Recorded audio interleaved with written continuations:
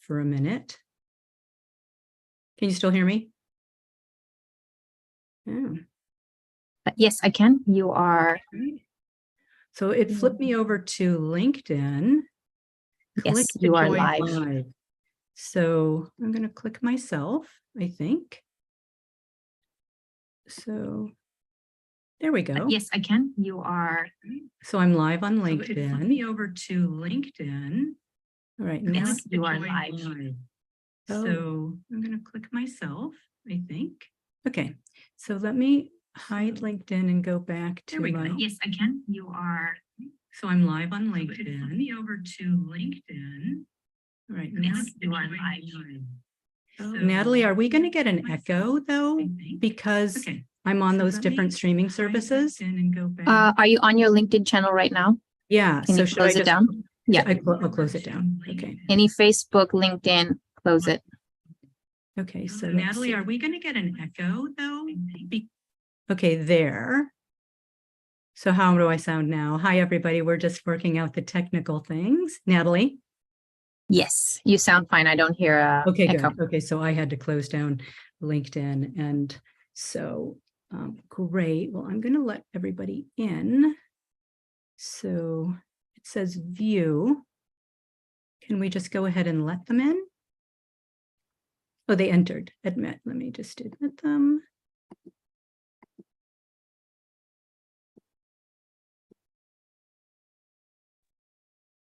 Great. Oh, great. And I'm going to flip my view so I can see all of you for a moment. I'd love to see you all on video if you choose. I see most of you are have your static. I see Mary Sheehan. Great to see you. Great to see people that I know. Hi. Hi, everybody. So we're doing some of the little technical stuff. This is the first time I've done live streaming on different channels at the same time. So I think we've got that all worked out. But I'd love to say a quick hello to you if you want to mute yourself quickly and just say hello and what your offer is. And then we're just going to get started, actually. So, Natalie, let's mute everybody. And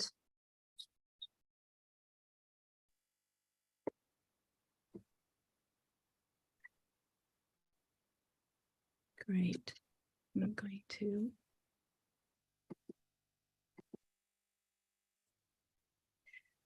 Hi, everyone. I'm Susan Harrow, media coach, marketing strategist, author of Sell Yourself Without Selling Your Soul, published by HarperCollins, and CEO of PRSecrets.com. I see we've got a lot of people still coming in. We are broadcasting on, we're doing Zoom, we're doing LinkedIn Live, Instagram, and Facebook all at once. And this is our first time doing it. So if there's any technical glitches, please bear with us because this is all brand new. I'd love to hear a little bit about you in the chat. So you can say who you are, whatever you'd like to publicize. And then this is called Get Media, Major Media Coverage, and it's a Q&A. So most of this is going to be you asking me questions. I'm going to talk for a little bit, and then I'm going to open it up to questions. And Natalie is going to just keep letting people in. So if there's, and I would just love to hear also that you can hear me and that everything's working over there in the chat. Can you just all say, yes, I can hear you, Suzanne, and you're thrilled to be here, or anything that you are absolutely curious about learning? I'd also love to hear about that too. Yay. Oh, good. So Carrie's giving a thumbs up. I haven't used emojis yet. So thank you for that. I don't even know how. I'm still sort of a techie newbie. So that was great to be able to say that. So just as a giant cruise ship was about to leave the harbor, the engine failed and the engineers were freaking out. It was a packed cruise ship and the people in it were getting really irate, and the engineers could not figure out what was going wrong. So they called up the local guy, the local engineer who'd been sort of retired and there forever. And he came to take a look at the engine, and he brought his little bag and he took a look at the engine and he studied it. And then he took out a hammer and He gave a couple of taps and bada bing, the engine started. And everyone applauded, everyone was thrilled. And then a week later, the engineers got a bill, and it was for $10,000. Thinking, what? $10,000? What is going on? Can you please invoice us? So he invoiced and said, tapping with a hammer, $2. Knowledge about where to tap, $9,998. So today we're going to be talking about how to get life-changing publicity, not just for 15 minutes of fame or 5 minutes of fame, but for a lifetime and creating a lifetime legacy and knowing where to tap. So we're going to be talking about knowing where to tap. We're going to cover how to turn 5 minutes of fame into a 6 to 9 figure business, the 2 things you must have to become a repeat guest or a thought leader, how to leverage other people's media assets to accelerate your sales, consulting, coaching, speaking, which is I call OPMA, not a very elegant acronym, but an acronym nonetheless, ways to use ChatGPT to be uniquely you and tap into the 24/7 news cycle to become instantly relevant and a beloved expert, the 5 biggest media mistakes I see people make. And then I'll share also some case studies from my clients and course participants with you as well. So you can ask questions at any time. Natalie, who's my incredible assistant, is here, and she will either unmute you if you want to choose to speak, and you can raise your hand if you're on Zoom, and if you're on Facebook or LinkedIn, then you can pop your question in the chat, and she'll read that to me. So great. I see Selma. So welcome, everyone. I'm loving having you here. I don't do this very often, and so I'm thrilled to have all of you who have signed up. So also, when you hear a gem, anything that you want to really remember, pop it up into the chat, because when one person's learned something, it really helps everyone to hear how you frame it. And that's one of the things that publicity can give you, is we package ourselves, of course, when we begin publicity, but then the media packages us. So it's also really important to look at, how is the media packaging us? How are they introducing us? What are they calling our segment? Because then we can repurpose that when we have another media appearance on a different medium. So I'm always listening and watching for the brilliance of the media, because they do this every day, hundreds of times, right? So they really know what's going to capture their audience's attention. The most important thing about doing publicity is your presence. And I think that is often underrated, but it's who you are and the essence of you that we get instantly. And I love the advice of motivational speaker Jim Rohn. He said, work harder on yourself than you do on your job. If you work hard on your job, you can make a living. If you work hard on yourself, you can make a fortune. Because you are the brand, you are what you're selling, no matter what, if it's a business, book, product, service, or cause. And what we're looking at for you is your ethics, your integrity, your aesthetics, your values. And publicity gives you the opportunity to really expand everything in your both personal and professional life, because you can start to make connections. When I work with clients directly or in my courses, I ask them, one of the questions I say, what is it that you want? Professionally, personally, physically, financially, spiritually, because it can open up, publicity can open up that entire world. So we want to incorporate everything that you want as you're going forward as a public figure, moving from private person to public person. Everything that you want, we want to encompass that into your messaging and your content messaging strategy, so you can move from your present self to your future self and what you want organically for yourself in every aspect. So work harder on yourself than you do on your business, because that is what we see. And also, what matters is the truth is underrated. We crave people who are telling the truth. Tell the truth about yourself. I really don't like the word, authenticity. It's really gotten so overused, but it's about telling the truth about what yourself about yourself that is relevant to your audience, that how it connects with your audience. And that allows you to create a bridge between who you are and the connection with your audience, the media and your deepest audience, no matter who they are. And the more that you can allow yourself to be yourself, the more you are going to embody your business and automatically connect with the right partnerships and business and people. And I know when I was teaching a seminar, an in-person seminar long ago, and I said, be yourself, but it takes practice. And I remember a client saying, well, Susan, isn't that contradictory? You're telling us to be ourselves, but you're telling us it takes practice. It does take practice because when you're in a high pressure situation, all kinds of nerves come out. I remember I was working in person with a client and she was perfectly natural when we were in conversation, and I flipped on the camera and it was like she had Tourette's syndrome and weird things were happening and she was doing stuff with her face and tapping her leg. And so when we're in a pressurized situation, we need to see what happens. And we want to do that in private. We want to do that in practice. When I'm role playing with clients in practice and on video, we want to find out what happens then so we can smooth it out, so we can learn how to relax, so we can be our natural selves, just like we're in an organic conversation. So a little bit about me. I'm a former publicist. I worked for many, many years, about 10 years, booking people in the media. And this was a long time ago. First, it was an evolution between blast faxes. And then I had an internet client, a client who is one of the foremost experts on the internet, train me on how to send blast internet messages. And that was like at the very beginning of email.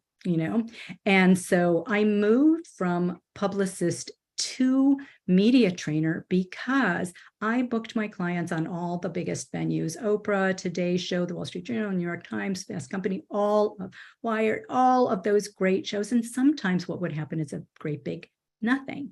So when I started looking at what was happening, it was that they were not seeing the kinds of things that would drive business that really represented themselves and their brand. And I love that so much that I transitioned to be more of a marketing strategist and a media trainer. And so I work hand in hand with publicists and with people's marketing departments or their VAs once they're booked, beforehand, and then to really prepare them so when they get media attention, it really has an effect on their business, their bottom line, their ROI, and their reputation. So how to turn 5 minutes of fame into a 6 to 9 figure business. This is a story of my client, Miranda, who is a self-proclaimed rambler. And Miranda was going on a regular radio show and not a lot was happening. So when I worked with her, what we did is we created a content messaging strategy that was, first of all, working on her signature story, which is the story that you're always going to be asked, which is, why do you do what you do? Why did you start your business? Why did you write your book? You have to have that down. And today we're going to give that to you. I have a 5 template PDF for you, so you can choose which one is most specific and fits you best. And you can really do your signature story in 5 minutes. We're not going to do it together today, but I'm going to give it to you, and Natalie's going to pop up the link to the PDF. It's pretty miraculous. I've done this quite a bit in live and in Zoom sessions with people, and really you can create the basis of your signature story in 5 minutes. So I encourage all of you to do that. And I was just talking to a client yesterday, by the way, and we were talking about, you don't necessarily just have one signature story. You have signature stories for if you have different vertical audiences, if you're speaking to different audiences, you want to have signature stories that speak to each of those different audiences.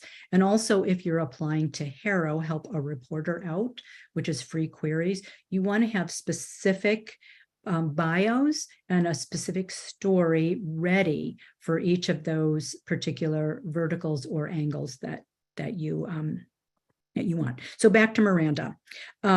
So we also created a messaging strategy that included insights for the spiritual and business experiences, examples of her high levels of achievement. What the media is looking for is your education, your knowledge, your experience. to see that you have grooved in an area of expertise.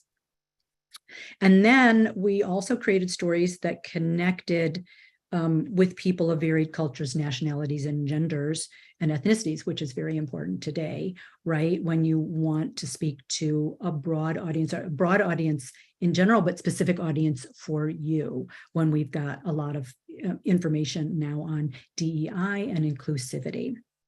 So after that, we developed success stories, and these are specific case studies, statistics, facts, vignettes, epiphanies, and transformations that Miranda's students had during the workshops, because that's what we were promoting. And we wanted to demonstrate dramatic, visible results that people had both professionally and personally. So when you're looking at those kinds of stories, you're looking for quantifiable results and transformations. And then during that messaging strategy, we really just laser targeted those stories that only pertain to the kind of clients that she wanted, because those are the kinds of clients that we wanted, calling her 800 number, booking those workshops that were anywhere from 1 day to several weeks. They were trainings where people could go deeper. And Miranda transformed into a popular, riveting Ask You Back guests. And after several weeks of media training, the radio show host was stunned and said, "What happened? What did you do?" And she said, "I got media training." And she said, "You have become so concise and compelling." And she then got the confidence and know-how to guest on, what we're calling unpaid or earned media. That's media that you don't pay for. That's different than advertising. So it's radio, TV, print, podcasts, LinkedIn lives, Instagram lives, all of those different lives, that's all unpaid, earned media. And on the other aspect of that, really, word travels fast amongst the media too, if you're a good guest, because most people have worked a number of different positions and they talk to each other. So if you're a great guest, you can get recommended by a producer or a host to other shows and know that you're vetted. So the results for Miranda, 800 number calls tripled, and her team was able to close tens of thousands of business in workshops. And also the media training and our work together translated to how she wrote her books. She's written, I think, 5 now. Also how she ran her business, how she runs her business. She has an accredited university, how she runs her workshops. It really helped concisify, that's a made-up word that I made up, concisify everything and streamline. And I think that is part of when we talk about work on yourself, is to grow yourself, and then the media is growing your business. So as you're working on yourself and you're getting media coverage, then your business is expanding in all different directions. So to me, that is the ultimate greatness, when things start moving and changing into all of those different areas of your life. And that's really what I'm looking for, that how everything in your life improves, your relationships, your meetings. What was it? Was it Spotify that decided to cancel all meetings, I think, and create productivity and real connection between people? So, but running those meetings and running your kind of up-leveling your productivity.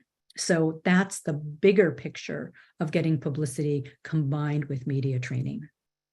So anyway, I just want to remind people who came in a little later, because I see people coming in quite a lot. I'd love to see you on video if you so choose. And you can also create yourself of, put yourself on camera when you ask questions. So you can ask questions at any time, either via chat or raise your hand if you're here with us on Zoom, and Natalie will unmute you. And if you choose to be on camera, which I hope you do just to get the practice, that would be great. So you can ask questions. This is your session, so I'm going to just keep talking, but ask me questions at any point. And then once I finish everything that I prepared for you, I will then open it up and really say it's really for you. So just checking in, Natalie, do we have any questions from anyone? anyone's got, I'm going to take a look at the gallery view for a minute too, so I can see all of you here. Yeah, so yeah, I'm here for you for any of your questions. Natalie, anybody in the chat either? Still waiting for questions to come through, Susan. Okay. All right. I'm going to keep talking. So I think I'm back on speaker view. Yes. Okay. Great.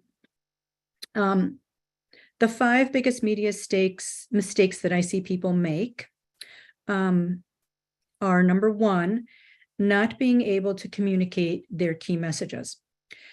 This comes first. Oftentimes people do media back asswords. They reach out to the media and then they have an oh, you know what moment when the media calls and they don't have their messaging down. So before you contact the media, that's when you want to create your content messaging strategy. And if you have those different audiences, you want to create the messaging or sound bites, right? That which are stories, statistics, facts, vignettes, acronyms, and analogies, and also, things like your quotes, anything from 10 seconds to, you're going to get podcast. Sometimes you're allowed to talk for about a minute. Shouldn't be much longer than that, even though you have that kind of latitude. We still want your messaging to be very crisp and clear and concise. So a fact is that according to neuroscience research, we can only comprehend 20-second blocks of information. So that means that whether we want to or not, our brains tune us out after those 20 seconds. So shorter sentences are better, and moving through ideas very concisely. So your signature story is the one that you're going to get first from the media. So you absolutely want to have that prepared, because we get you as a person in 1/10 of a second. It used to be thought of at 7 seconds, then 3 seconds, but it's actually 1/10 of a second, where we already know whether we like, trust, believe, and will buy from you. So it's instant, so that's why presence matters so much as well. And in today's world, one mistake or one photo can end your business, and getting your messaging down so you don't ruin your reputation and instead grow your business and brand is really first and foremost. I'm going to chat for a bit about in the upcoming 21-day, we're going to do a 21-day PR sprint, and it's very small. There'll be 10 people in it. And when you are in that, we will match you with a soundbite buddy, someone where you can practice your messaging, because that has proved, and I've done this, I can't remember when I first started it, maybe 20 years ago. I think, Mary, you were in some of the early ones when we were doing just the soundbite course too. And other people, when you are matched with a soundbite buddy, there are people who actually have become friends for life. And it's an enormously rewarding and great experience to have someone else listen to you and reflect back what's working. So it sort of speeds that's what I do with my clients, right, too. So it's actually giving you like the client experience with another person. And we have guidelines that make sure that everything is positive and helpful. But that's a really quick, fast way to start to hone your messaging to hear what lands. So number 2 is, and you want to get your messaging right before you connect with the media. I said that before, but I'm really going to say it again, because you do only have one chance. And oftentimes when you're on TV, that is an audition. And if you don't pass that audition, that's it. You don't get a second chance. So it's super, super important. Number 2 is not having their systems in place. So what I mean by that is that sometimes people are not ready to buy. So they land on your website and you want to have an opt-in, you want to have an offer, a free offer, and also a way to move people through the sales process. So that's really essential to have these kinds of offers to engage people at whatever level they're ready for you. So some people are only ready for free. Some people are ready in, 6 months or a couple of weeks. Some people are going to be ready years down the road. So you want to connect with those people and then grow them so they can grow along with you. So whenever they're ready to engage at a higher level, you have that constant touching with them, because now research is showing that it takes 20 touches before someone would buy. Before it was 7. Now it's more. It's very, very noisy, as you all know, on the internet. It's very, very noisy now in our world. So it takes a lot more connections to get that engagement. Number 3 is not creating a relevant. Sorry, Susan, before you start number 3, we have a question. Oh, great. Okay, this is from Hannah. She says, "Hi, Susan. I launched my first book in January and embarked on a radio and media tour to promote it. Fantastic. I was on several regional networks on ABC, NBC, CBS, and Fox, both in person and online. What is your advice to get on bigger networks? Is it too late?" No, it's not too late, Hannah. Congratulations. That is so amazing and wonderful. So you have those clips, you have them on your website, obviously. No, I would absolutely, even you might consider, if you haven't already, creating a highlight reel, like the best of all of those. And then when you reach out to new media, any other kind of shows that you want, and I'm going to just flip you. I think I can click on Hannah and see her. No. Okay, wait. Let me just, I can see you all over in the corner, so I don't know. Hi, Susan. So hi. Yeah. So the media, since you already vetted from the media, if you did a good job, put a link, if you create the highlight reel, put a link when you're pitching to that highlight reel, because really they can see in like 20 seconds how well you're doing and that you're a great guest. So you can also share. Advantage, disadvantage to sharing that you're on those stations. You don't want to talk about the same thing. So you don't want to talk about, even if obviously you're talking about your book, but there's lots of different angles in your book. So you want to make sure that you're pitching something new that you haven't already shared on those other stations, because nobody wants you to say exactly the same thing, your audience included. Like, there's really 2 thoughts to that. One thought is like, groove in your messages, like when you heard Michelle Obama on a tour, it's like the same message over and over and again. But see, listen, if we've seen you on one station and then we see you on 5 and it's exactly the same station, where it's actually the same messages, we actually lose credibility, because it's like you're just an automaton. You're not being spontaneous and real with us. So that's why it's important to have different angles and different messaging, even if it's a slightly different story and relevant. Oh, she just disappeared from my well, anyway, Hannah, even if it's slightly different story, that would be really super helpful. Did I answer your question? I know you're off mute, so you can actually say, I can't see your face right now, but. Yes, thank you. That's very helpful. I think the biggest piece is, I did really well, and then I got booked on additional shows, but then my PR publicist team, presented me to, Today's Show, I think a variety of different shows, when burnout was such a big topic, and they passed on it, obviously, for, bigger fish in the sea. So I think the highlight reel is such a great job. And then kind of developing a 1-pager that maybe is a news story, or post burnout. Now, what does the life look like? How does recovery look like versus just the book? I think that's super helpful. Thank you.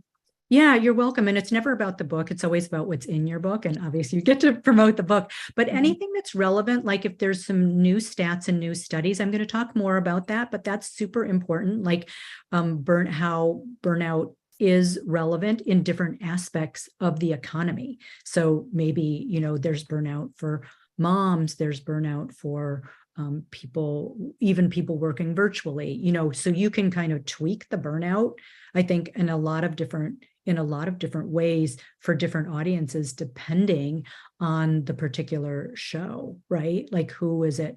And you can connect it to what's going on in the culture today economically, because that's such a hot, that's so hot. I'd also love to see you on, I don't know if you know the show Marketplace with Kai Risdall.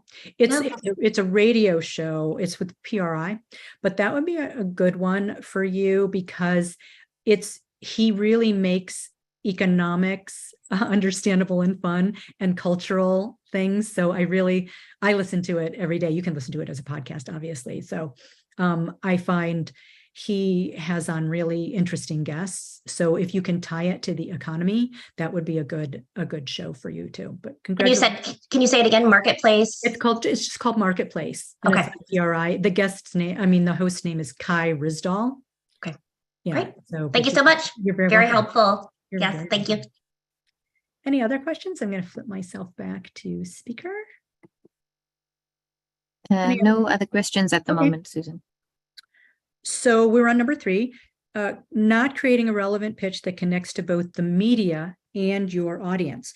So the bad news is that Cision, who they're the ones who most publicists use to create their lists, Cision and Muck Rack, they do a year of surveys once a year. And the bad news is that 7% of journalists say that the majority of pitches they receive are not relevant to their audience. I mean, 7% of journalists say the majority of pitches they are relevant to their audience. So only 7% of what they're receiving is relevant. That's horrible, right? So the good news for you, and it's because of 2 things. Either you're targeting the incorrect publications, like one of the publicists that I'm working with, we were talking about one of our clients is a construction company, a $30 million construction company, and we're targeting the trades first, right? And one of the things, she was starting to narrow the list, and she said a lot of the list, even though it was trades, were not relevant to them. So she had to cull that list, because if she had sent out the pitch letter, the press release to them, they would go like, what? Why are you contacting us? And they would be mad. So even you really have to focus the list and the contacts, and then you have to focus your pitch to the specific publication, the specific show, the specific kinds of things that they do. And that takes a lot of work. So the good news is you look for hot topic or trend, what's going on in the culture today, unmet needs. And a lot of times the unmet needs are things that your audience doesn't even know that they need yet. So that's the part of you want to do that education. They don't even know they have that need. That's really hot. Something new. The media is always looking for the next new thing. And okay, Susan, I have a question. Oh, good. Okay, this is from Tamika. She says, I have a book, but the title, while catchy, didn't allow me to do a lot of publicity. How do I get around that? The title is How to Tell If You're an A-Hole Boss. Any advice? That's a great topic. Do you have a quiz? Because if you have a quiz. I don't have a quiz, but that's a great idea. Yeah, how to tell if you're an a-hole boss. I just saw Tamika ping me, because there was just something, I just saw an article about a woman that went viral. I don't remember if it was on TikTok, it probably was, because she had just started her job and she had the a-hole boss. And she quit after like 3 or 4 days. But I have it in my email. So ping me and I'll dig up that article for you, because you might be able to connect to that article to get some more media that, like, how many people are quitting. Because, you know, we've heard all about what's relevant today is the quiet quitting, right? We've got quiet quitting. And then we had I forgot what the other one is, but the people who like are doing the minimum of their jobs. I forgot what that was called, where they were like only doing, it was mostly millennials and Gen Z. They only did the very minimum. But I think that you can connect that, because I think you can approach it from 2 sides. One, how do you know if you're an a-hole boss? But also people who've had a-hole bosses, and maybe try to create something from that, like what, and if they're different types of a-hole bosses, like which category. I think that would be really kind of a fun thing. What do you think of that? I think that would be awesome. That would be really great, because, you know, people like the title, but, you know, I couldn't advertise on Facebook, and I got on some morning shows and they were like, well, we can't say the name. So But can't they say a-hole? They wouldn't. Oh, they wouldn't. Yeah. Wow, because I thought they would say a-hole. No, and so it was just kind of Oh, tricky. Yeah. wow. I didn't realize they couldn't say a-hole. God, things have gotten so because Yeah, I thought they could too, but no, they were like, yeah, we can't say that.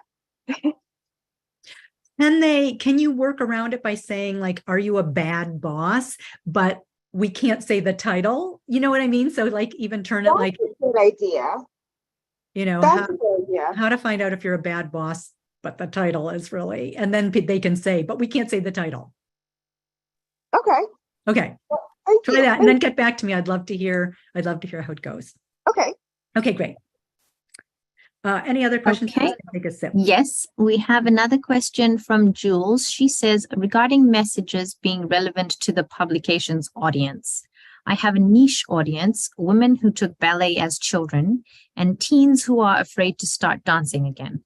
Sometimes I think I should focus on dance magazine type publications. Other times I should focus on publications with a really broad audience, but my message would only apply to a subset. Advice? Yes, I mean, the dance audience is already your existing audience and you want to broaden it to people who are not yet in your audience, right? So that's the wider publication. So one of the things that you can do is, because the question is about dance, I don't know if there's a theme there that can relate to other sports practices or other things. Tell me what that title is again, Natalie. No title. It just says her audience is niche women who took ballet as children and teens who are afraid to start dancing again. So I think that when you're talking about if your audience is teens who are afraid to start dancing again, it is a very niche audience. So I think you're right to go after like the trades, because I'm not sure how broadly that would play unless it's broadened to people who have taken not just dance, but other athletic, other kinds of sports who are Hi, now Susan. afraid to go back to it. Yeah. I think I'm off mute now. Sorry, I just couldn't get off mute before. Oh, sure. Hi, let me just clarify. So my audience is women who took dance as children and teenagers, who as adults Okay. want to dance again, but they're afraid to dance again. So, and there are millions of women who as children and teens took ballet. And so those are the ones that I'm trying to find for my adult dance fitness program for former dancers. And is it virtual as well as in person, or just? Yes. Okay. Yes. Then I do think you could go after like women's magazines and things like that. And definitely I would get the statistics that show that this is a broad reaching problem, and that you might even connect it to, body image or all of those kinds of things that are the issues where you're seeing yourself in the mirror all the time, right? Love that. Yes. And I was asking because you were saying that publications are saying that the message is not relevant to all of their audience. And I'm going into it knowing it's only a subset of their audience that it's relevant to, only the ones who took ballet as children. So, and some people have pushed back, some publications have pushed back and said, can you say that your dance program is for anyone, even people who didn't have dance? And I can't, because it's very ballet, jazz, contemporary dance, pretty intermediate, advanced level focused. So that's where I'm getting, kind of tied up, because it requires a background in dance, no matter how long ago. And there are millions of women who have that, but I'm trying to find where. And when you said, publications are concerned because the message is not relevant to all of their audience, I'm like, yeah, that's what's happening to me. Yeah. I'm wondering if Facebook might be a good avenue for you because it's so niched. We have explored that with targeting. Yes, I've taken a lot of training with targeting and not as much good luck on the targeting process. It's great that your thing is so narrow and it's horrible. You know what I mean? Right. Right. It's good, it's bad. It's yay boo, right? So if you can pull out, even though it's for people who have taken ballet and dance specifically, if you can pull out the common themes and threads that may relate to other sports, then that are the same issues in other Yes. sports, and broaden it to that, that would be a way to broaden it out, even though it's specific to dance. And if you could gather even, I mean, we call this a roundup. If you could gather people in different non-competitive sports, or whatever we want to call, I mean, dance not a sport, I don't know what it's Yeah. called. You know, Sports arts. if you could pull that together for people for examples, you might have better luck in a roundup with the themes Okay. pulled out, that this is the common mindset or the common barriers that women in dance have, but that are also the same in other athletic endeavors.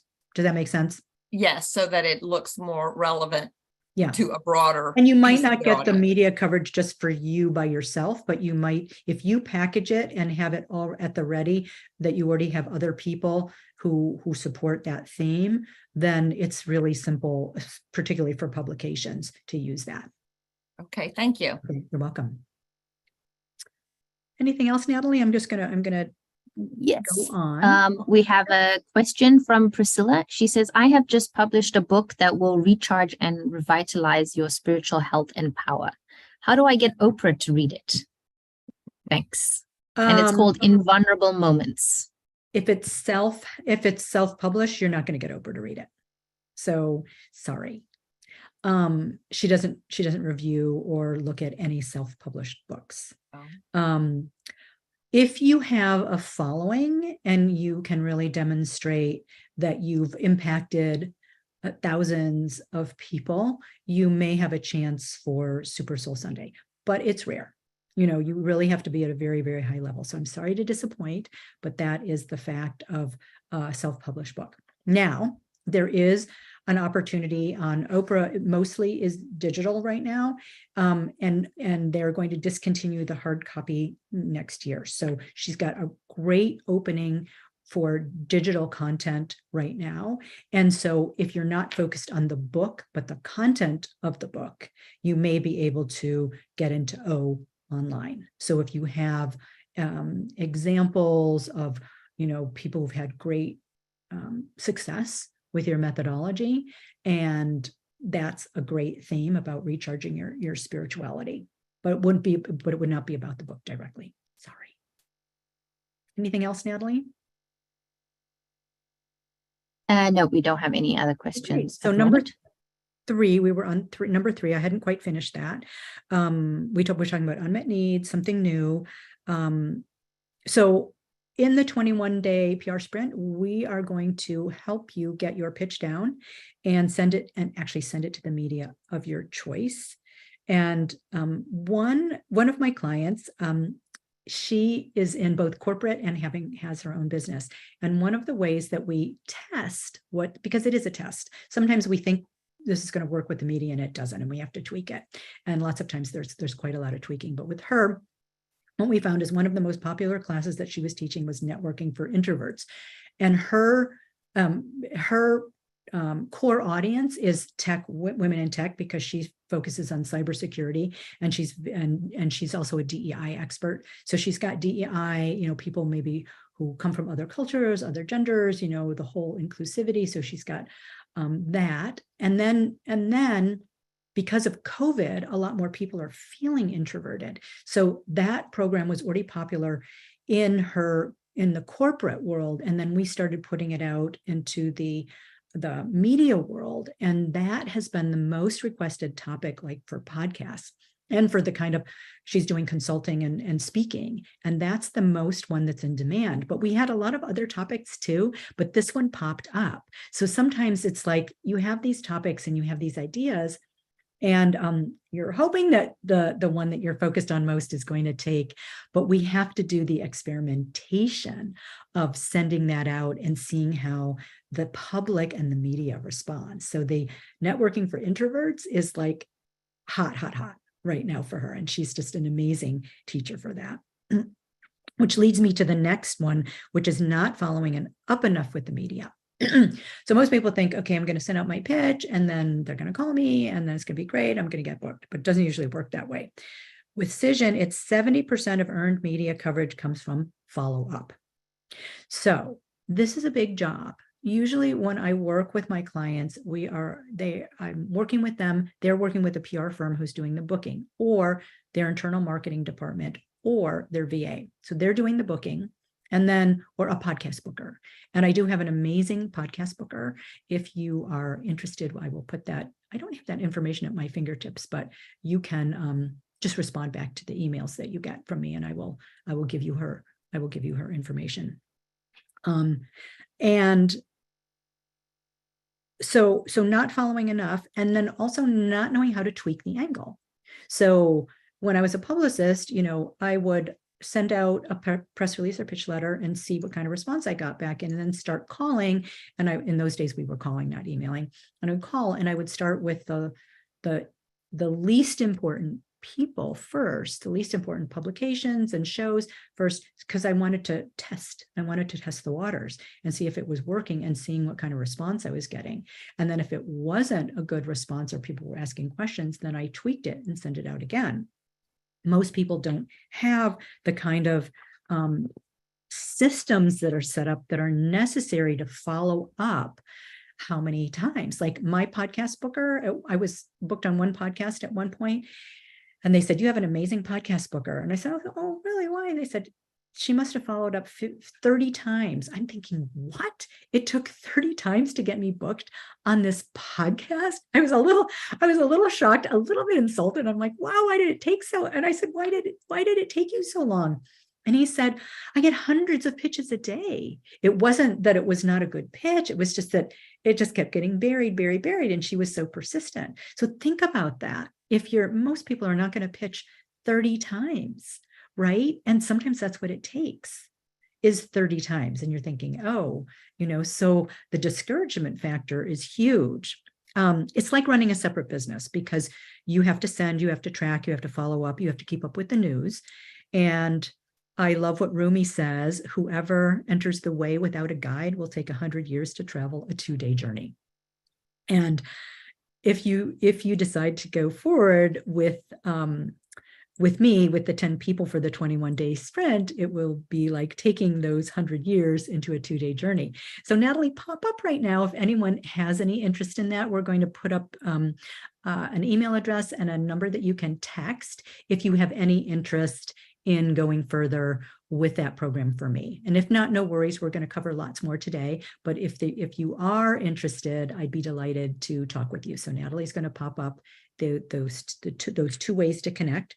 And I'm curious, just to get the temperature of the room, if any of you have any interest. And there's no obligation. If you can just say yes, that would be great, just to see if this is something that would resonate with you. I'm curious. So this is one way of testing, right? Like I'm doing a Q&A. I'm like, well, is this of interest to people?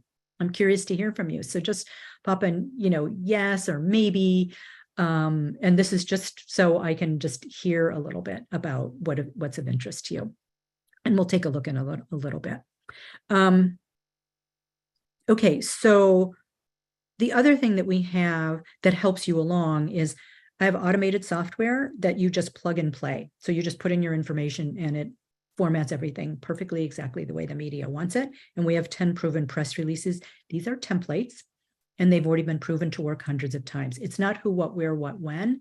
It's theme-based templates. So once you send in your pitch, typically we send in a teaser, a paragraph pitch. It's just to get the interest of the media. Then when the media requests more information, we have the larger press release ready that has more information, that has all those links and maybe has something a little more robust. One of the publicists that I'm working with now, we're doing, we say, we offer our client and then say, here are some things that our client can speak about. And we might show a couple of different angles, of things that they can talk about. That's another way to do it. There's not one right way. We do all different things for different audiences, and we keep trying it with the media. But anyway, we have those 10 because they've been proven to work hundreds and hundreds and hundreds of times, all of them. So they're, you don't have to reinvent the wheel. You just plug and play your information. The other thing that I think is really frustrating for people, you're really qualified, you're highly skilled, and yet you see that you're losing business to underqualified competition. For example, losing business to 20-somethings who scoop you in the spotlight and don't have your skills and knowledge, but know how to use social media to create that flash in the pan frenzy, right? And we're not looking to create a flash in the pan frenzy because we really want to have you to have a substantial brand and business, and to be able to have something quick that happens fast in social media is not a bad thing either. But then we want to take that flash in the pan frenzy and extend it to your lifelong media and really take those angles and ideas and continue to repackage them and put them out there. So this isn't about those 5 minutes of fame, but creating a lifetime legacy of sustained good work in the world. The other thing that I see, number 5, is lack of confidence. This is sorry, Susan, before you start number 5, there's a question. Okay, great. This is from Laura. She says, how soon after the first pitch email do you think you should follow up? Like 2 weeks. And you never say, did you get it? You always have to add something. Michelle Tennant of Wasabi Publicity calls these goodies. You need to add something else that would pique their interest. So it's a constant peeking, tweaking, teasing. Yeah, to get interest. Yep. And then if you don't get a response after that, you may want to retweak the whole pitch for a different angle or a different idea. Anything else, Natalie? Yes. Okay. Priscilla is asking, if my book was not self-published, how would I get Oprah to read it, or them? Oh, they have a books editor, and you would send it in to her. And what I would recommend is that you tag those pages that are most relevant to creating an angle or an idea or whatever, and like write even by hand on what those, why that would be relevant to her audience. And if it's not self-published, it's probably best to come from your publisher to do that. But you can instruct your publisher to do what I just said about tagging those pages. That's something that I used to do a lot as a publicist, and it really worked. It really worked fantastic because I actually started with authors, entrepreneurs, and artists. That was my core audience. And now I've brought in to, founders and startups and innovators who are changing the world in some wonderful way. But my core audience then was, so I've done a lot of books. And most experts, by the way, if they haven't written a book, they will be writing a book, or encouraging them to write a book. So it's great that you have a book, and congratulations. And send it into the books editor at Oprah. Do it both now for the hard copy and also for digital. So I would submit it to both because they're different editors for the digital than they are for the hard copy. Anything else, Natalie? Okay, nothing else for now. Oh, she's asking, do you have any email addresses? No, that's I do have a program called Get Into O Magazine, and then we have everything that's in there that's up to the minute, and we're just about to update that now. So that's something that, sorry, that's within the package. But you can you should be studying that and take a look at. You can find out easily by, if you haven't subscribed to O already, do. And there's a free version of the digital version. So you can probably find out that way. Good luck, Priscilla. Anything else? No, nothing else for now. Great. So I was on number 5, which was lack of confidence. So this just happened this morning. And my sweetie, I got permission to tell this story. My sweetie is an introvert. He's a former creative executive at Pixar, and screenwriter, and he's a story repair. He repairs people's screenplays. And so my friend Kieran Eber, who is an expert in storytelling, has just come out with a book called The Perfect Story, published by HarperCollins. And she interviewed him for the book, and then she did some outtakes, which were the interviews, part of the interviews that couldn't get into the book. And so he, when I first said, Karen wants to interview you, you'd be a great interview. He's like, I don't want to, I can't do it. And, I don't have anything to say. And of course I media trained him, but today he's just like, oh my God, it's the yay boo. I want to be out there. I want to be seen. I don't want anybody to see me. I want to be big. I want to be small.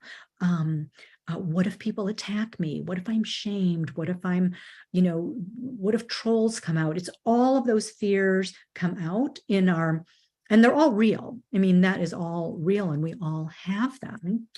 And he was really terrified of being attacked, shamed, rejected, all the things. And then it came out, and already she popped it up on LinkedIn already, and I'll repost that on my feed so you can see. Oh, I don't know. She actually didn't put it on LinkedIn. She just sent it to her newsletter. So I'm going to be talking about how to use other people's media assets. And this is one way. So what happened with him is already 2 people have reached out to him to possibly work with him immediately after her newsletter. So that is the power of using other people's media assets for connections that you don't even have. And I'll talk about that in a little bit, but I just wanted to say that it's natural that we have this, oh my God, I'm not ready. And that there are ways to build, your confidence is built through competence. And part of that is the role play, the media training, the getting comfortable on camera and getting comfortable with interviews, whether they're magazines, whether they're Facebook Lives, whatever that is, the process of getting comfortable, that's the competence. And then the iteration, like continuing to do it over and over again until you start to gain the expertise maybe that you didn't have. So competence breeds the confidence. And we work on, when I work with all of my clients and my course participants, on their mindset, on relaxation, on all of those inner things that Jim Rohn was talking about, working on yourself so you can come to the situation and come to your wonderful, fortunate media situations and shine, even when you're nervous. I still even get nervous. I can never eat. Even before, I've been doing this for 33 years, I still get nervous. It's just about practicing the relaxation. I meditated extra long today. I meditated right before Natalie and I got on, just all of those kind of practices so we can relax and be calm and be ourselves. One thing that happened with Joanne Dahlketter, she's a performance coach from Stanford and author of a #1 best-selling book, The Psychology of Coaching. She was with me in the one of the first courses that I taught. And because of our work together, she went to the Olympics, and she was on NBC 5 times. And now she said she's working with athletes on site there. And she has at that time, she had 5 gold medalist clients, and she was getting high paid speaking engagements. In fact, she tripled her speaking fees from $5,000 to $15,000 after the work with me. And she said, I'm getting great contracts. And best of all, I'm able to attract high quality students that I've always wanted for my sports psychology coach certification program. So she said, Susan has been major breakthrough in my business and my prosperity and every aspect in my life.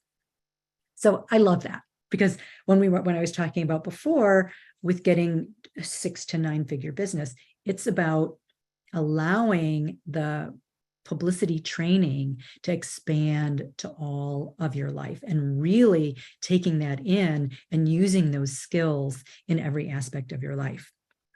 So any other questions, Natalie? I'm about to go into, I see we're at almost an hour, and I'm happy to stay longer because I want to talk about how to leverage other people's media assets and also how to use ChatGPT. So I want to move forward with those, and then, but I also want to get to your questions. So if there's any questions now, I'm happy to answer. No more questions for now. Okay, so I'm hoping it's okay with all of you to go a little longer, because I really wanted to be able to answer everybody's questions. Is that okay with everybody? If you can just maybe do the thumbs up emoji, so and I can see you, do the thumbs up emoji, because I've got a lot more to cover. And if there are no more questions, oh good, Carrie gave a heart. I love your emojis, Carrie. Thank you. Maybe other people don't know how to do emojis. I know I don't, but I'm going to learn. I'm going to learn. So, okay, well, I'm just going to trust that. Oh, hi, Carrie. So thank you. Thank you for being participatory. I love that. And I know you're still muted in case you wanted to say something. Hi. On how to do online Zoom calls. How about that? That'd be fun. What's that? I said I could teach on how to do online Zoom calls. You totally could. You totally could. I feel like I'm still a neophyte. I love it. So thank you for that. Great. Okay, so I'm going to go on and cover what I promised. How to leverage other people's media assets, OPMA, and to accelerate your sales, consulting, coaching, and speaking. So when I'm talking about media, I'm talking about earned media, what you earn and not pay for, like Hannah, who was on Fox News, and I know she was on a number of other stations as well. She didn't pay for that. Her publicist booked her on that. And because there's so much overlap now in advertorials and the smudging of lines between paid and earned media. And I'm also not talking about the fake media, which I can't stand, which is when somebody sends out a press release and it gets posted on a news site. That is not media. That is not real media. Posting a press release is not media, but you see that all the time with those fake logos, even on LinkedIn, where it's the fake logo, like I was seen on Fox News, blah, blah, blah, and all the logos look the same. It's fake. That's not what I'm talking about. I'm talking about real media, like what Hannah got, where she's actually being interviewed on her topic of expertise, or when you're featured in a magazine or on a podcast and you get quoted, right? Quoted or featured, either the whole publication is, the whole article is about you, or there are other experts in there. That is real earned media. So the issue now, just so all of you who have products should know, is that right now, a lot of media is moving toward an affiliate program, meaning if they're going to talk about your product, they want to get a piece of it. So you need to have an affiliate program where they can make profit from your product. This is certainly smudging the lines. It's still earned media, but they're not doing it out of the goodness of their heart, right? They are getting a piece of your action. So that's the way that it's moved, toward. So we talked about earlier exactly what the media needs. And really, I think maybe now is actually a good time to say what the media is looking for, like the two qualities. The two qualities are you need to have confidence and you need to have the expertise. So, and I'm going to talk about what that expertise is when I talk about the ChatGPT, ways that you can bolster your expertise. So the other way that you can get earned media is through partnerships, sponsorships, and joint ventures. So those are ways, just like what my sweetie did with Karen Eber. That wasn't a traditional joint venture. She interviewed him for her book, and this was like a year ago. But now she's decided to take, and all of you who are authors, this is such a great thing. You do the outtakes, if you want to do the verbal outtakes and also the written outtakes of things that didn't make it into your book. So those are the kinds of things. And what we're going to cover in the 21-day sprint is how to approach partners or joint ventures, because there's a very nice and polite and very a way to do that and to get people to coordinate with you and to want to work with you, so you can use their audience who is right for you to expand your audience. So when I worked with Dr. Sarah Gottfried she's a hormone expert. Her first book was called The Hormone Cure. It was a New York Times bestseller. Part of that was due to, we created joint ventures with her with all kinds of wellness experts. When she was promoting her book, she was also promoting a course, right? And then the book sales, and then everyone else was sending that notification about her course and her, mini webinar like what we're doing now. And then they would buy the book, they bought the course, and the joint ventures get a piece of that, right? Like an affiliate fee. And that's a way to do a joint venture. But there's all kinds of ways to do partnerships. So one of my clients is working with organizations. And so those are the kind of partnerships that they're doing with organizations like. So there's all kinds of aspects of different kind of partnerships. So open your mind to those things. The other thing are podcasts. The key to podcasts are choosing the right podcasts that are about at your business level or slightly higher, that already have the audience that are with the following that you want, because it doesn't do you any good necessarily to do just any old podcast. It's great to have that as an example on your website, but really you want to choose the podcasts that have the audience that you want. And typically a lot of the podcast firms that may run 3,000 to 4,000 a month, they just connect with their contacts. And those, I remember a woman who was wanting to become my client, and she said, yeah, I've got on all these podcasts. And when she told me the names of them, I said, but that has nothing to do with your business or your audience. Why are you getting booked on those? Like, that doesn't do you any good. Did you get any business from it? She's like, no. And I said, well, why would you pay for that? And she didn't know any better. And so I want you to know better, that you want to choose the podcasts that have your specific audience. And maybe, Natalie, we should just pop up Anastasia's information in there. So her name is Anastasia Lipsky.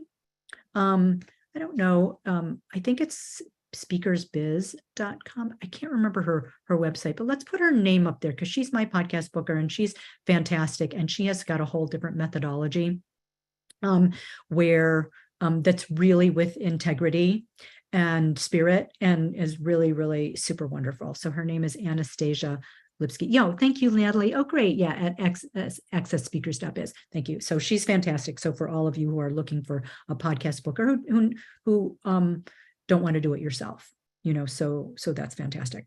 There's a question, Susan.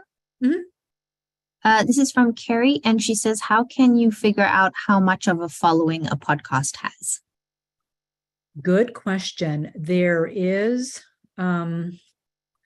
are some resources. I don't have them at my fingertips that share, but the other ways that you can tell. So you said how big of the audience or who the audience is?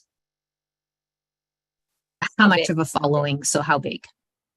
Yeah. So one of the ways that you can tell is you can't exactly tell how big the audience is, but you can tell they usually let you know how many downloads they have cumulatively and per week or per month. And then also you can take a look at how many reviews they have.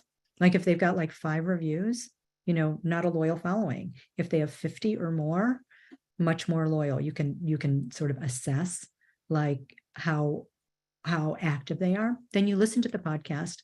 How often are they reaching out to their audience and speaking to them? So you want to hear that too. So those are some kind of behind the scenes ways to look at. And also you want to look at, how many episodes there are, how long have they been in business? Those are the kinds of things that you can tell. Let's go on to ways to use ChatGPT to be uniquely you and tap into the 24/7 news cycle to become instantly relevant and beloved. So these, the one thing, I learned this from Peter Shankman, who created Arrow, Help a Reporter Out. I took a class from him, so I want to give him credit, and then I modified it for you. So, and that's fine to do as long as you always give people credit, right? So he came up with the ultimate prompt, and now this is my prompt based on his prompt.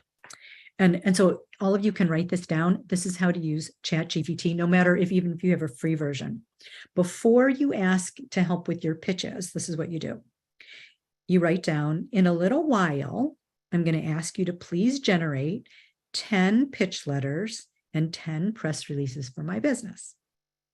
These should focus on my business specifically, with the goal of getting the media to feature me and new clients or customers to want to purchase from me or book me for speaking engagements. Or you can put in whatever you want to, whatever you want in there. I'm just saying a lot of people want speaking engagements as well as clients.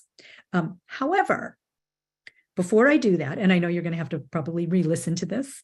However, before I do that, I'd like you to be as well informed about my business as possible. Therefore, before you create the content for me, please ask me 20 questions about my business, about the products I sell, about why I'm publicity or media worthy, and about anything you think you might need to craft the requested content above to the best of your ability. Thank you. And Peter, also, this is something I hadn't even thought of, and I think I was being so rude. Always say please and thank you, because when the robots take over the world, the people who are not saying please and thank you are the ones who are going to go first. But my sweetie actually also says thank you afterwards, and ChatGPT responds about how happy they are that you thank them. So even after you get the response, say thank you.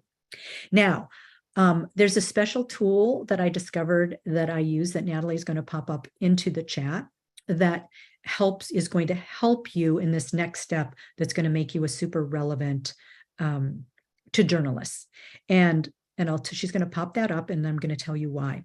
When asked what kind of content or information they wanted to receive from strategic communicators, 68% of journalists said they wanted data.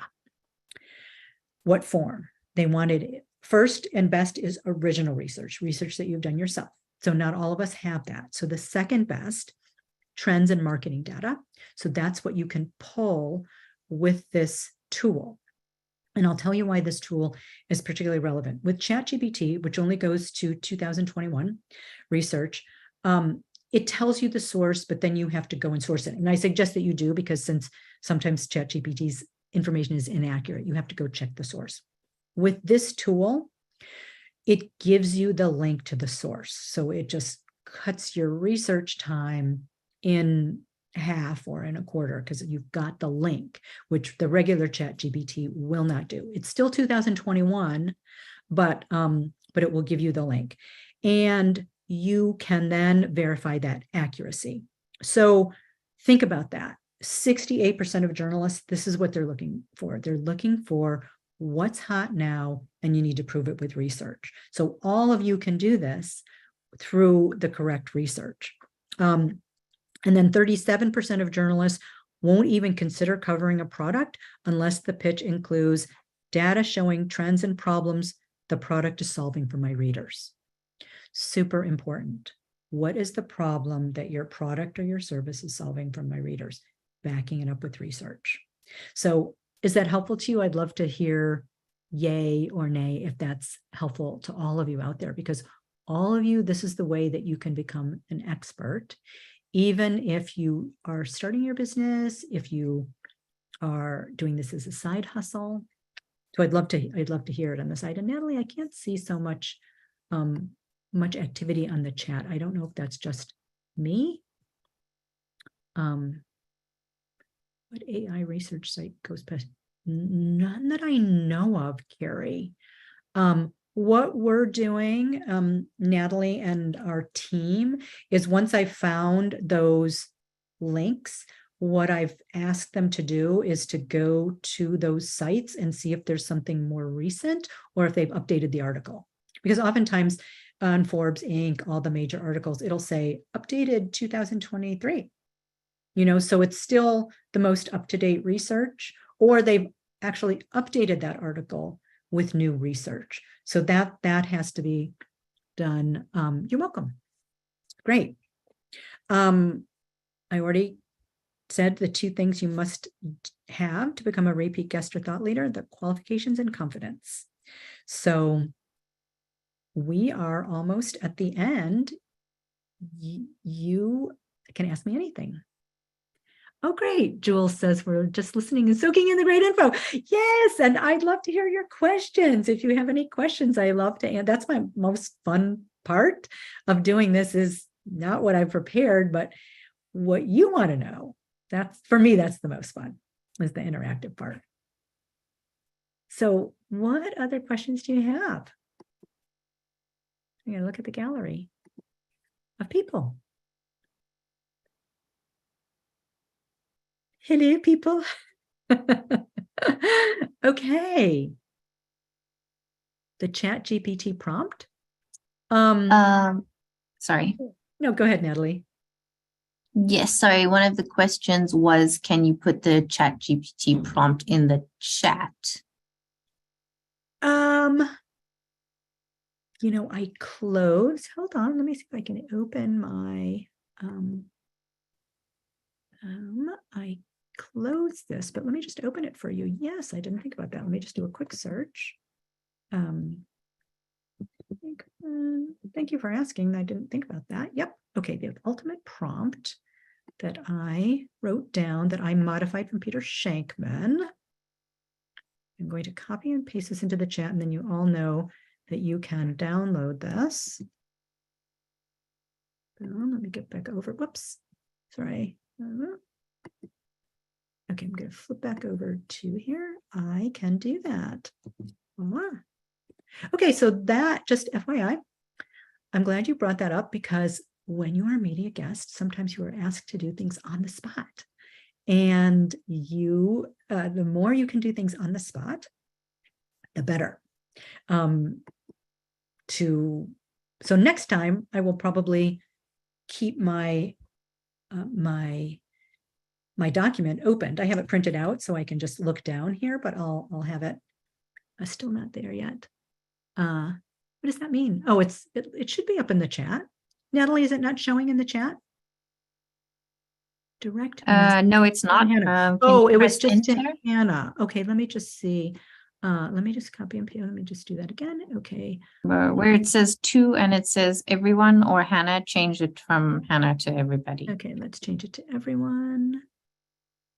Everyone in meeting. Okay. I just sent it for you, Susan, but Oh, that's thank okay. you. Thank you so much. You're already a great media guest, I can tell. So congratulations. So there, no, everyone, everyone. So one of the key things is to be able to have the flexibility and the resilience to change on the spot. That takes an enormous amount of practice.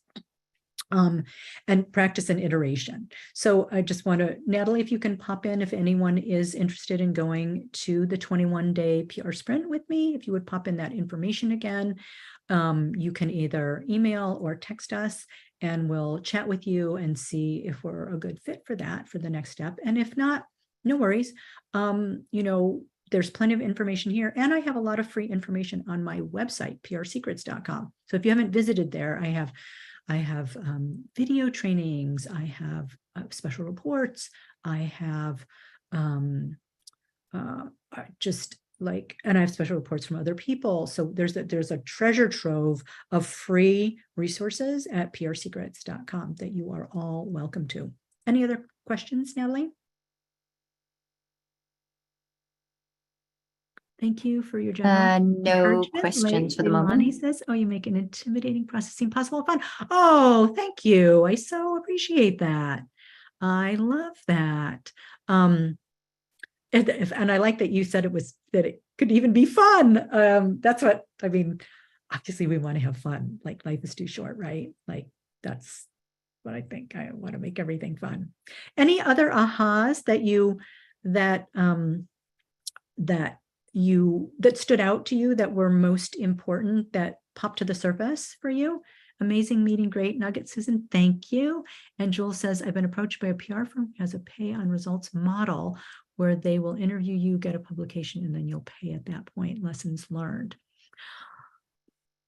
Jules, it depends on the firm, because it's not, the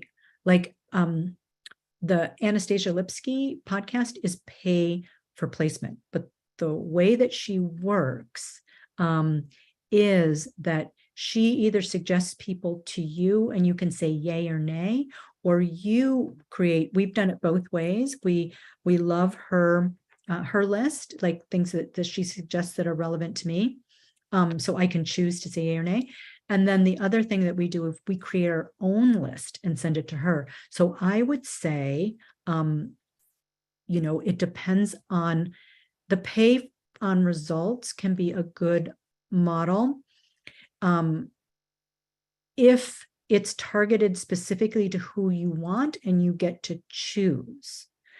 Because it needs to be your audience very, very specifically that is going to benefit you most. And then the other thing about pay for placement, okay, pluses and minuses, because I have worked with Wasabi Publicity. We try to pay for placement for a while there too. And the one of the issues was, and I love Wasabi Publicity, so that's a firm that I would recommend.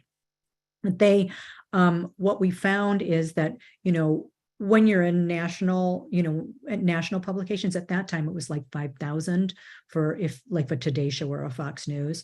So if you start getting a lot of those, that can add up really quickly. Like if you get 5, major media at 5,000, perhaps it was better to do a PR, more traditional, retainer at 3,000 to 5,000 a month, right? And get more exposure. So it's really, and if you want to take yourself off mute and chat with this for a minute, I'm happy to, Jules, just so we can be more interactive about it. Thank you. Questions. Yes, I had Sure. just been approached by this team, and I was just, I'm unfamiliar with it, and I thought, ooh, I don't know what kind of hot water I could be getting into, but I was excited, and I need to talk to them, and I want to be prepared and ask questions. But I think the things that you mentioned are good, because I think there would need to be a cap on maybe the number of placements that they get, or I could see what you're saying. It could add up really quickly and be beyond my budget. Yeah. And you would want to create, like when I did it with Wasabi, we created the wish list. Like you, the client, created the wish list. We would not they wouldn't just go after it, because here's the thing. If they're a PR firm, and I would love to know the name of them if you want to send it to me privately, just so I can, because there are some unscrupulous ones that have approached clients of mine, and I'm like, no way, don't do it. Because you also really want to look at the results that they've gotten. Because again, sometimes it's just like the context they have, and it might sound really good, but it's smaller than it is. Like if it's a Fox, it's a local Fox network. It's not national, for example. Because each of the stations have the local, God, I forgot what it's called, but they have the local affiliate. Oh, they have the local affiliate. So it could be the local affiliate. So I would be very cautious. And if you want to send me their name, and if it's somebody that I know isn't, because I've had one of my potential clients said, and it was like $20,000, and it just was like, I'm like you, I'm very suspicious of that. And the fact that they've approached you out of the blue. Well, I have a lot of kind of publicity already out there. So my name is out there. So I get a lot of things coming inbound to me. So that piece of it, I guess, doesn't concern me quite as much. But just because it's really new, I just wanted to be sure that I'm vetting appropriately. But one of the things I notice is they say what their placements are. They're really high. They're Forbes and CNN and stuff really high. And they sent me example of testimonials and they have their testimonials on YouTube, and they have like 30, 40, 50 video testimonials from people. And then I can also see the placements that they did for those folks. So it actually looks kind of legit, but I definitely want to know about them too. Okay, I'll tell you. Yeah, I'll message you. So the thing about like Forbes and Inc., so this is where the deception comes. So there's some people who are like, they write for Forbes and they just feed it to them and they put it under that person's name, and there's not a big viewership because it's the specific author. So just being in Forbes, it doesn't mean like you're in Forbes National online. It could be this one writer that they have a relationship with. And I've had I've had publicists tell me too, like, oh, we've given them that information and they just take it, and it's an advantage on one, if you're not looking to be a writer, whatever, it could be an advantage for them just to take it and put it in under there as if they wrote it. That's kind of what I wanted always as a publicist. Like, if you take exactly what I wrote about my client, woohoo, yeah, that's what I want. But that is not, if they have, 10 people reading it or 100 people reading it, that's not like Forbes national. Do you know what I mean? Yes. Yeah. So I would just be aware of that. Thank and then you. also really look at, like, what did it get them? Yes, it's going to get you the credibility. You've already had publicity. Is it really moving the dial? And is it specifically to the topics that you want to talk about? Because, Right. If you're on a show and it's slightly off topic, yeah, it's good for the credibility to say that you are on a national news station, but is it going to have the kind of effect you want? And is it going to dilute your brand? Mm-hmm. Do you know what I mean? Yes, I do. And what you're saying is so relevant to me, because it's so funny. You can think even that you're getting publicity that is perfectly on target. For example, my brand won the 2003 Good Housekeeping Fitness Award for Best for Former Dancers, one of the top apps, Best for Former Dancers. And I thought, wow, I mean, this publicity is going to really drive folks in. And it kind of went, it was kind of like, eh. And I, did all the things, social media, put it on my website, did all the things. I paid for the license of their little emblem and all the stuff. And it's exactly what you said. I mean, it may not be the panacea that you think it's going to be, And sometimes we don't know. And some of the off the cuff thing is like the takes, and we just can't tell. But I'm very cautious about paying for that, unless, and like you said, it sounds like you're doing your due diligence by looking at all of the testimonials and all of that sort of thing. Yes. So I applaud you for that. Now I would just want to look at the pricing. Okay, thank you. Yeah, you're Appreciate welcome. the help. You're welcome. Anyone else, Natalie, before we wrap up? There's no other questions. Right. Anything else that was a gem for you that stood out, that was helpful? And otherwise we'll wrap up.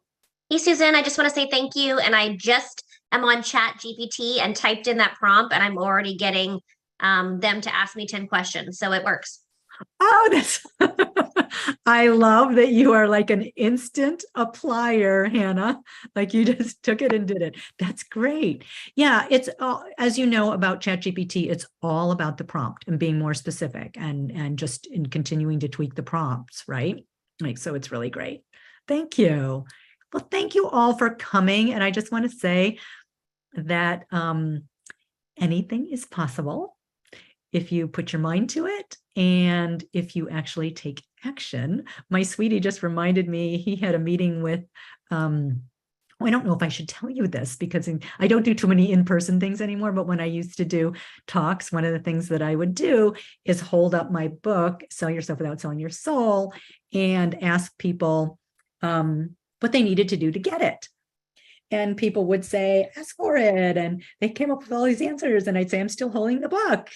And then, the person in the front row or somebody would run up and grab the book. And I said, yes, you need to take action. So we can do everything in our minds. We can do all the inner work, but then we have to put our feet, on the ground and move forward. Like one of my favorite sayings is, trust in Allah, but tie your camel.